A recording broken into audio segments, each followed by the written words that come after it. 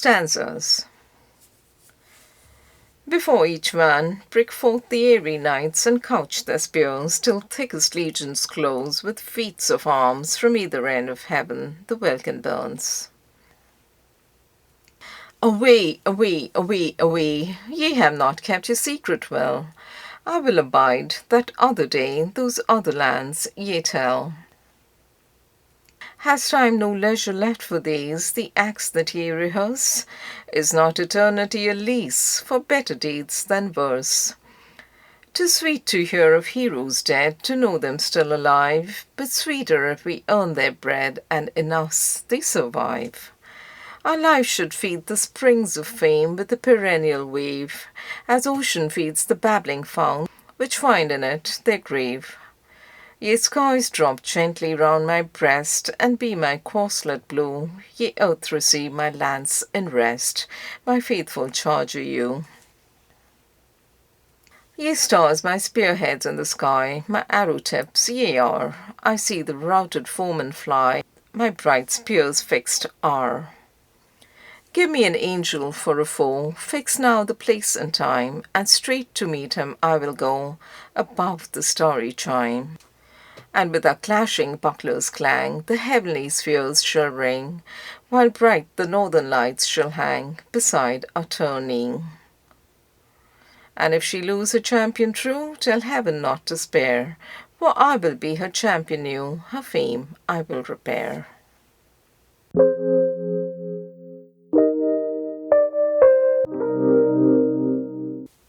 A river scene. The river swelleth more and more, like some sweet influence stealing o'er the passive town, and for a while each tussock makes a tiny isle, where on some friendly Ararat resteth the weary water rat. No ripple shows musket a quid, and her very current even as head, as deep as souls do calmest rest, when thoughts are swelling in the breast. And she that in the summer's drought doth make a rippling and a rout, sleeps from Nashotuck to the cliff, unruffled by a single skiff. But by 1,000 distant hills the louder roar 1,000 rills, and many a spring which now is dumb, and many a stream with smothered hum, doth swifter well and faster glide, though buried deep beneath the tide. Our village shows a rural Venice, its broad lagoons where yonder fen is, as lovely as the Bay of Naples, yon placid cove amid the maples. And in my neighbour's field of corn I recognize the golden horn. Here nature taught from year to year, when only red men came to hear.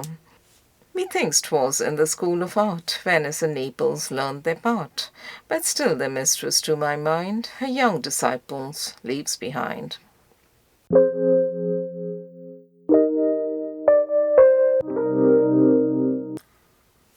River Song. Ply thy oars away, away, in each dewdrop of the morning lies the promise of a day. Rivers from the sunrise flow, springing with the dewy morn, voyagers gainst time to row, idle noon nor sunset know, ever even with the dawn. Since that first away, away, many a lengthy reach we rode, still the sparrow on the spray hastes to usher in the day with a simple stanza'd ode.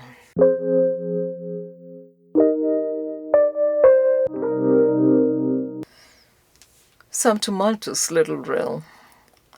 Some tumultuous little rill purling round its storied pebble, tinkling to the self-same tune from September until June, which no drought doth ever enfeeble.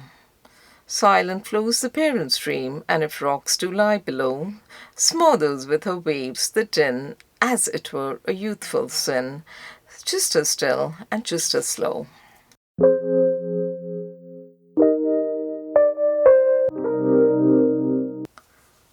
Boat Song. Thus perchance the Indian hunter, many a lagging year agone, gliding o'er thy rippling waters, lowly hummed a natural song. Now the sun's behind the willows, now he gleams along the waves, faintly o'er the wearied billows come the spirits of the braves.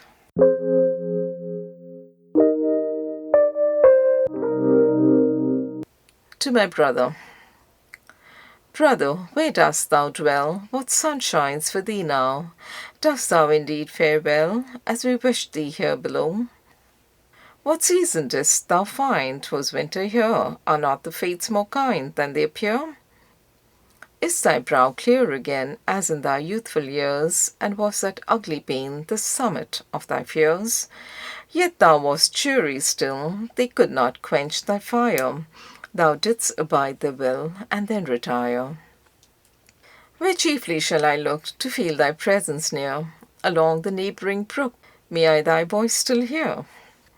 Dost thou still haunt the brink of yonder river's tide? And may I ever think that thou art by my side? What bird wilt thou employ to bring me word of thee? For it would get them joy, 'twould give them liberty, to serve their former lord with wing and minstrelsy. A sadder strain mixed with their song, they've slowlier built their nests. Since thou art gone, their lively labour rests. Where is the French, the thrush, I used to hear? Ah, they could well abide the dying year. Now they no more return, I hear them not. They have remained to mourn, or else forgot.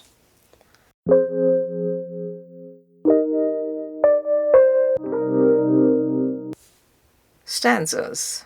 Nature doth have her dawn each day, but mine are far between. Content, I cry, for sooth to say, mine brightest hour, I ween.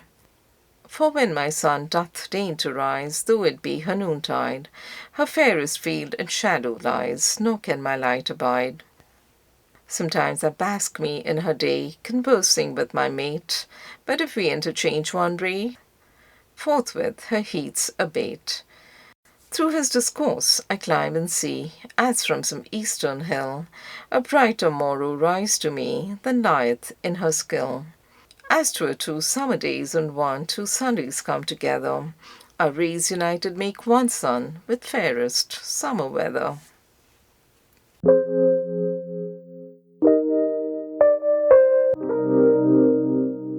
The inward morning. Packed in my mind lie all the clothes which outward nature wears, and in its fashions hourly change it all things else repairs.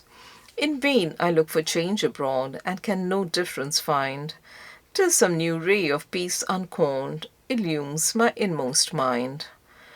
What is it kills the trees and clouds, and paints the heavens so gay, but yonder fast abiding light with its unchanging ray? Lo, when the sun streams through the wood upon a winter's morn, wherever his silent beams intrude, the murky night is gone. How could the patient pine have known the morning breeze would come, or humble flowers anticipate the insect's noonday hum? Till the new light with morning cheer from far streamed through the aisles, and nimbly toned the forest trees for many stretching miles, I've heard within my inmost soul such cheerful morning news, in the horizon of my mind have seen such orient hues, as in the twilight of the dawn, when the first birds awake are heard within some silent wood, where they the small twigs break. Or in the eastern skies are seen, before the sun appears, the harbingers of summer heats which from afar he bears.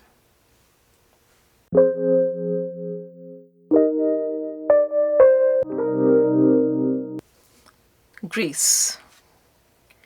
When life contracts into a vulgar span, and human nature tires to be a man, I thank the gods for Greece, that permanent realm of peace. For as the rising moon far in the night checkers the shade with a forerunning light, so in my darkest hour my senses seem to catch from her acropolis a gleam. Greece, who am I that I should remember thee, thy Marathon and thy Thermopylae? Is my life vulgar, my fate mean, which on such golden memories can lean?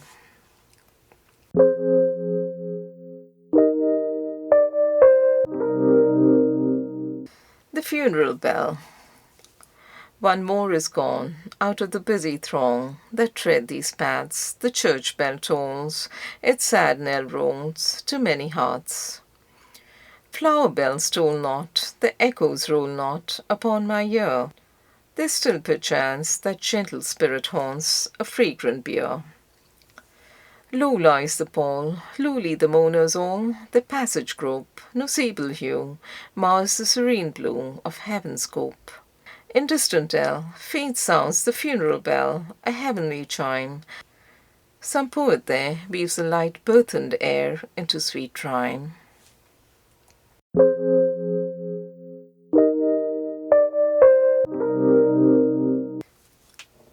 The summer rain. My books I'd fain cast off, I cannot read. Twixt every page my thoughts go free at large, down in the meadow where is richer feed, and will not mind to hit their proper targe. Plutarch was good, and so was Homer too. Our Shakespeare's life were rich to live again. What Plutarch read, that was not good, not true, nor Shakespeare's books, unless his books were men. Here, while I lie beneath this walnut bough, what care I for the Greeks or for Troy town? If juster battles are enacted now between the ants upon this hummock's crown, bid Homer wait till I eschew learn if red or black the gods will favour most, or yonder Ajax will the phalanx turn, struggling to heave some rock against the host.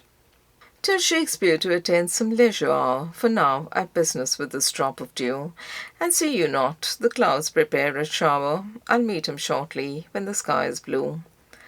This bed of herd's grass and wild oats was spread last year with nicer skill than monarchs use, a clover tuft as pillow for my head, and violets quite overtop my shoes. And now the cordial clouds have shut all in, and gently swells the wind to say all's well. The scattered drops are falling fast and thin, some in the pool, some in the flower bell. I'm well trenched upon my bed of oats, but see that globe come rolling down its stem. Now like a lonely planet there it floats, and now it sinks into my garment's hem. Drip, drip, the trees for all the country round, and richness rare distills from every bough. The wind alone it makes every sound, shaking down crystals on the leaves below. For shame the sun will never show himself, who could not with his beams ever melt me so? My dripping locks, they would become an elf, who in a beaded coat does gaily go.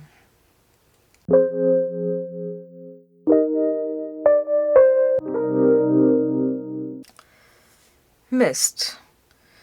Low-anchored cloud, Newfoundland air, fountainhead and source of rivers, dew-cloth, dream drapery, and napkin spread by phase. Drifting meadow of the air, where bloom the daisied banks and violets, and in whose fenny labyrinth the bittern booms and heron wades. Spirit of lakes and seas and rivers, bear only perfumes and the scent of healing herbs to just men's fields.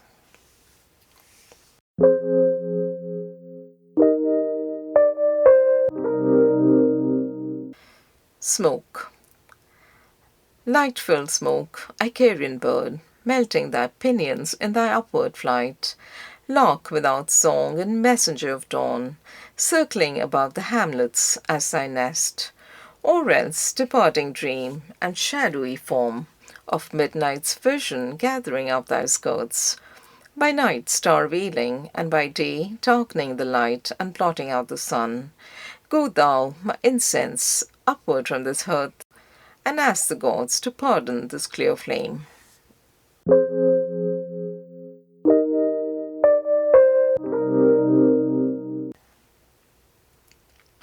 Haze. Woof of the sun, ethereal gauze, woven of nature's richest stuffs, visible heat, air, water, and dry sea, last conquest of the eye. Toil of the day displayed, sun dust, aerial surf upon the shores of earth, ethereal estuary, frith of light, breakers of air, billows of heat.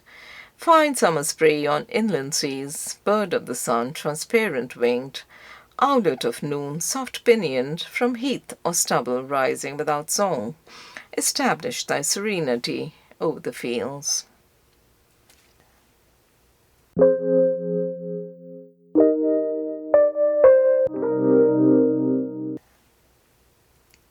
The moon. Time wears her not, she doth his chariot guide, mortality below her orb is placed. Raleigh.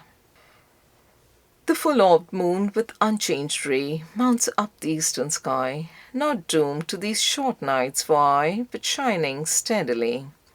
She does not wane, but my fortune, which her rays do not bless. My wayward path declineth soon, but she shines not the less. And if she faintly glimmers here, and beamed is her light, yet always in her proper sphere she's mistress of the night.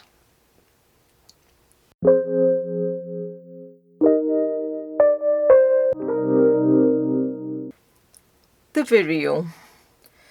Upon the lofty elm tree sprays, the vireo rings the changes sweet during the trivial summer days, striving to lift our thoughts above the street.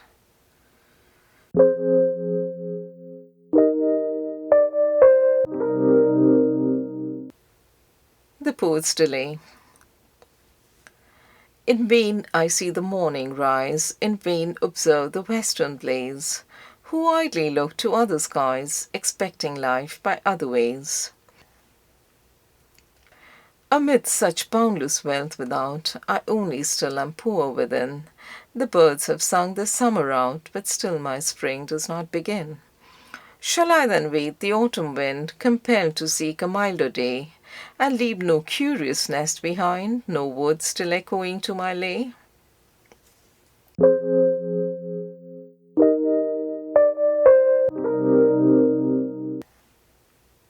Lines. All things are current found on earthly ground, spirits and elements have their descents. Night and day, year on year, high and low, far and near, these are our own aspects, these are our own regrets. Ye gods of the shore who abide evermore, I see your far headland, stretching on either hand. I hear the sweet evening sounds from your undecaying grounds. Cheat me no more with time, take me to your clime.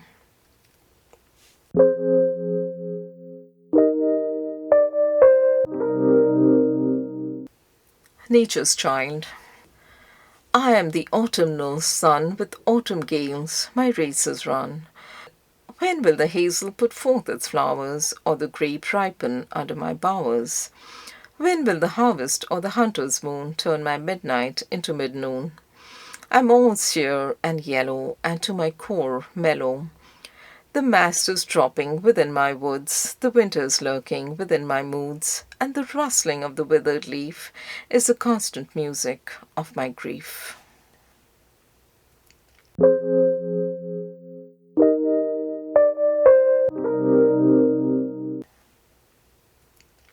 The Fall of the Leaf. Thank God, who seasons thus the year, and sometimes kindly slants his rays, for in his winter he's most near, and plain is seen upon the shortest days. Who gently tempers now his heats, and then his harsher cold, lest we should surfeit on the summer's sweets, or pine upon the winter's crudity. A sober mind will walk alone, apart from nature, if need be, and only its own seasons own, for nature leaving its humanity. Sometimes a late autumnal thought has crossed my mind in green July, and to its early freshness brought late ripened fruits and an autumnal sky. The evening of the year draws on, the fields a later aspect wear. Since summer's garishness is gone, some grains of night tincture the noontide air. Behold, the shadows of the trees now circle wider about their stem, like sentries that by slow degrees perform their rounds, gently protecting them. And as the year doth decline, the sun allows a scantier light. Behind each needle of the pine there lurks a small auxiliar to the night. I hear the cricket slumberously around beneath me and on high. It rocks the night, it soothes the day, and everywhere is nature's lullaby. But most he chirps beneath the sod when he has made his winter bed, his creak grown fainter but more broad, a film of autumn over the summer spread. Small birds in fleets migrating by now beat across some meadow's bay, and as they tack and veer on high, with faint and hurried click beguile the way. Far in the woods these golden days, some leaf obeys its maker's call, and through their hollow aisles it plays with delicate touch the prelude of the fall. Gently withdrawing from its stem, it lightly lays itself along, where the same hand hath pillowed them, resigned to sleep upon the old year's throng. The loneliest birch is brown and sere, the furthest pool is strewn with leaves which float upon the watery bier, where is no eye that sees, no heart that grieves. The jay screams through the chestnut wood, the crisped and yellow leaves around are hue and texture of my mood, and these rough burrs my heirlooms on the ground. The threadbare trees, so poor and thin, they're no wealthier than I, but with as brave a core within, they reared their boughs to the October sky. Poor knights they are, which bravely wait the charge of winter's cavalry, keeping a simple Roman state, discumbered of the Persian luxury.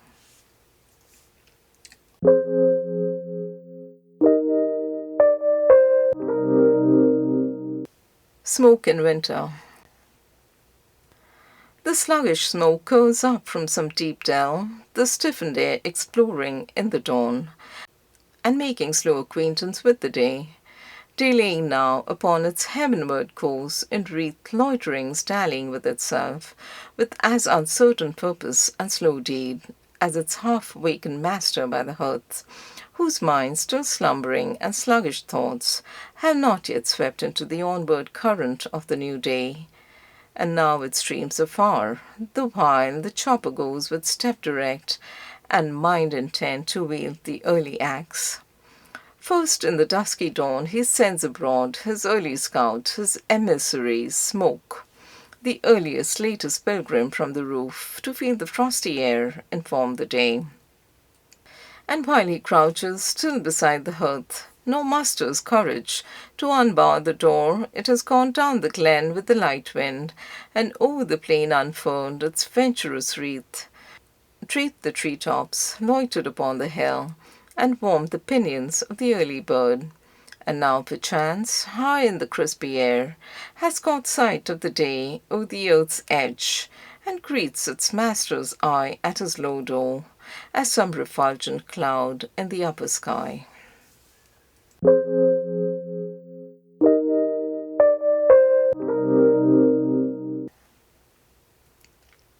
Winter memories. Within the circuit of this plodding life, there enters moments of an azure hue, untarnished fair as is the violet or anemone when the spring strews them by some meandering rivulet, which make the best philosophy untrue, that aims but to console man for his grievances. I have remembered when the winter came, high in my chamber in the frosty nights, when in the still light of the cheerful moon, on every twig and rail and jutting spout, the icy spears were adding to their length against the arrows of the coming sun. How in the shimmering noon of summer past, some unrecorded beam slanted across the upland pastures where the johnswort grew, or heard, amid the verdure of my mind, the bee's long smothered hum, on the blue flag loitering against the mead, or busy rill, which now through all its course stands still and dumb, its own memorial, purling at its play, along the slopes and through the meadows next, until its youthful sound was hushed at last in the staid current of the lowland stream, or seen the furrows shine but late upturned, and where the field fair followed in the rear, when all the fields around lay bound and hoar, beneath a thick integument of snow, so by God's cheap economy made rich, to go upon my winter's task again.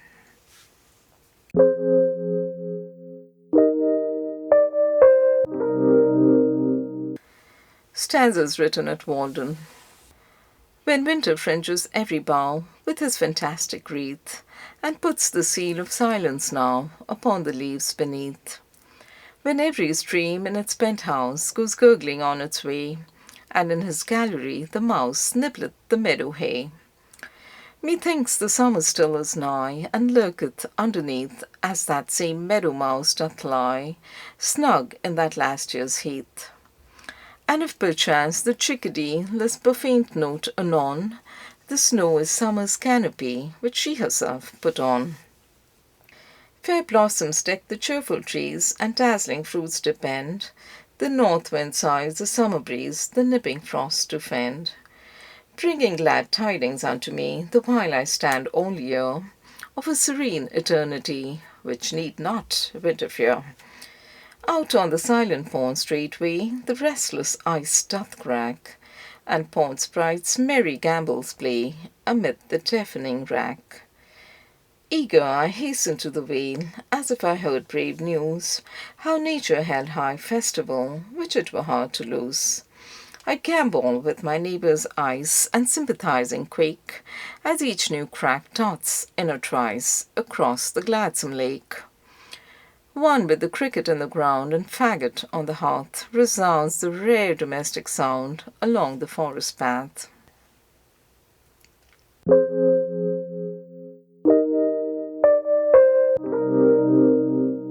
The Thaw. I saw the Sibyl sun drying earth's tears, her tears of joy that only faster flowed. Fain would I stretch me by the highway's side to thaw and trickle with the melting snow, that mingled soul and body with the tide I too may through the pores of nature flow.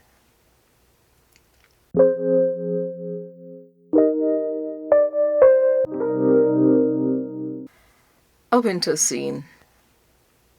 The squirrels gnaw the frozen fruit.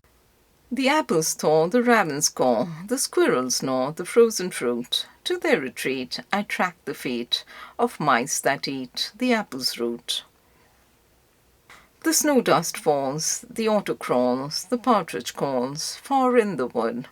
The traveller dreams, the tree ice gleams, the blue jay screams in angry mood.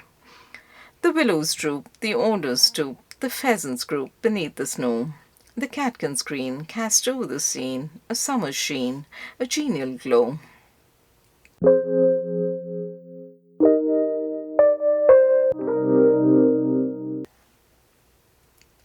The crow.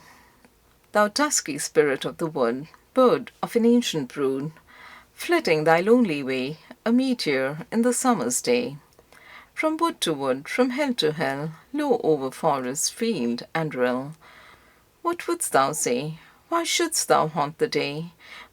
What makes thy melancholy float? What bravery inspires thy throat, and bears thee up above the clouds, o'er desponding human crowds, which far below lay thy haunts low?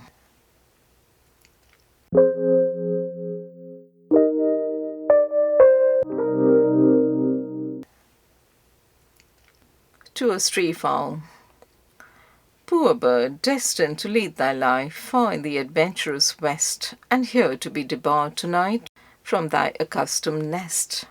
Must thou fall back upon old instinct now, well nigh extinct under man's fickle care?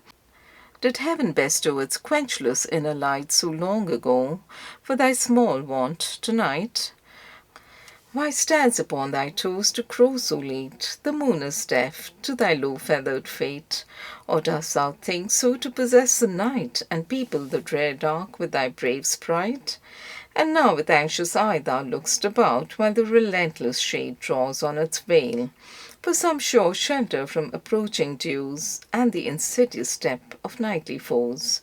I fear imprisonment has dulled thy wit, or in green servitude extinguished it. But no, dim memory of the days of yore, by Brahmaputra and the Jumna's shore, where thy proud race flew swiftly over the heath, and sought its food the jungle's shade beneath, has taught thy wings to seek yon friendly trees, as erst by Indus's bank and far Ganges.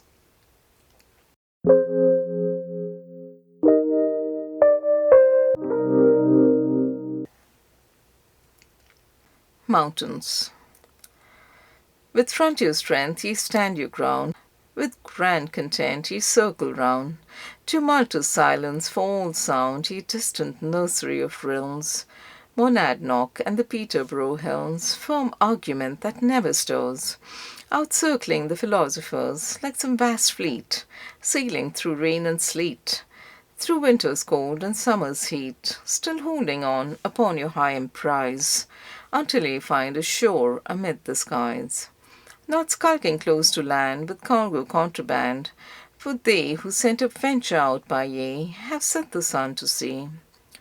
Their honesty ships of the line, each one, ye westward run, convoying clouds, which cluster in your shrouds, always before the gale, under a press of sail, with weight of metal all untold. I seem to feel ye, in my firm seat here, immeasurable depth of hold, and breadth of beam, and length of running gear. Methinks ye take luxurious pleasure in your novel western leisure, so cool your brows and freshly blue, as time had not for ye to do. For ye lie at your length and unappropriated strength, unhewn primeval timber, for knee so stiff, for mass so limber, the stock of which new earths are made, one day to be our western trade, fit for the stanchions of a world which through the seas of space is hurled. While we enjoy a lingering ray, ye still overtop the western day, reposing yonder on God's croft, like solid stacks of hay, so bold a line as never was writ on any page by human wit. The forest glows as if an enemy's campfires shone along the horizon, or the day's funeral pyre were lighted there. Edged with silver and with gold, the clouds hang over in the damask fold, and with fresh depth of amber light, the west is dyed, where still a few rays slant, that even heaven seems extravagant. What Attic hill lies on the horizon's sill, like a child's toy left overnight, and other dots to left and right. On the earth's edge, mountains and trees stand as they were on air graven, or as the vessels in a haven await the morning breeze. I fancy even through your defiles windeth the way to heaven, and yonder still, in spite of history's page, linger the gold and the silver age. Upon the labouring gale the news of future centuries is brought, and of new dynasties of thought from your remotest vale. But special I remember thee, Vachusett, who, like me, standest alone, without society. Thy far blue eye, a remnant of the sky, seen through the clearing of the gorge, or from the windows of the forge, doth leave in all it passes by. Nothing is true, but stands between me and you. Thou western pioneer, who know'st not shame nor fear, by venturous spirit driven under the eaves of heaven, and canst expand thee there, and breathe enough of air. Even beyond the west, thou migratest into unclouded tracks, without a pilgrim's axe, cleaving thy road on high with thy well-tempered brow, and makes thyself a clearing in the sky, upholding heaven, holding down earth. Thy pastime from thy birth, not steadied by the one, nor leaning on the other. May I approve myself thy worthy brother.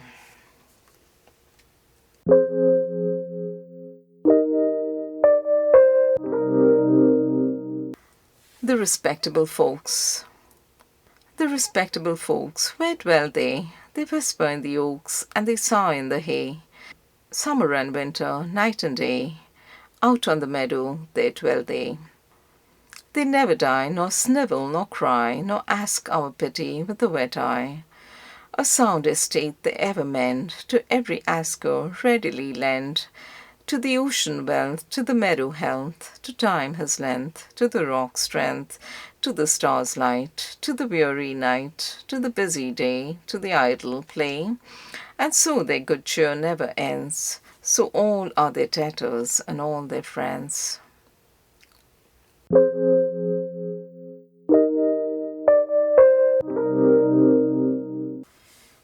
Poverty, a fragment. If I'm poor, it is that I'm proud. If God has made me naked and a boor, he did not think it fit his work to shroud. The poor man comes direct from heaven to earth, as stars drop down the sky and tropic beams. The rich receives in our gross air his birth, as from low suns are slanted golden gleams. Yon sun is naked bare of satellite, unless our earth and moon that office hold. though his perpetual day feareth no night, and his perennial summer dreads no cold. Mankind may delve, but cannot my wealth spend, if I no partial wealth appropriate. No armed ships unto the Indies send, none robs me of my Orient estate.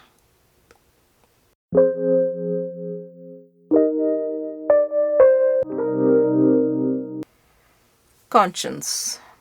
Conscience is instinct bred in the house, feeling and thinking propagate the sin by an unnatural breeding in and in. I say, turn it outdoors, into the moors. I love a life whose plot is simple, and does not thicken with every pimple. A soul so sound, no sickly conscience binds it, that makes the universe no worse than finds it.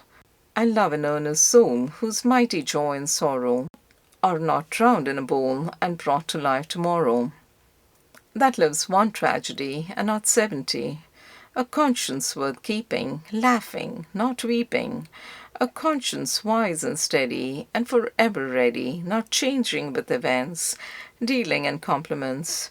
A conscience exercised about large things where one may doubt. I love a soul, not all of wood, predestinated to be good, but true to the backbone, unto itself alone, and false to none. Born to its own affairs, its own joys and own cares, by whom the work which God begun is finished, and not undone. Taken up where he left off, whether to worship or to scoff. If not good, why then evil? If not good God, good devil. Goodness, you hypocrite, come out of that. Live your life, do your work, then take your hat. I have no patience towards such conscientious cowards. Give me simple, labouring folk who love their work, whose virtue is a song to cheer God along.